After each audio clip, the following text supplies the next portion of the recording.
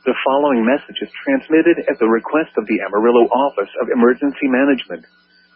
A mandatory evacuation has been requested for EVIAMA Park, which is near Highway 287 and the Canadian River Bridge due to a wildfire.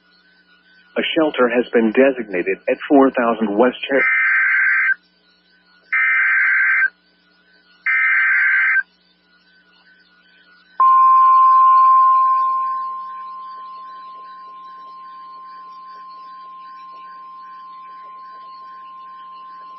The following message is transmitted at the request of the Amarillo Office of Emergency Management.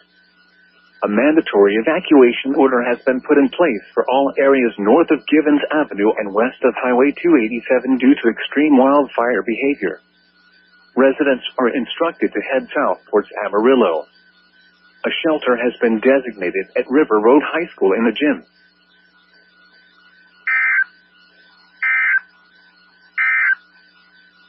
The following message is transmitted at the request of the Amarillo Office of Emergency Management.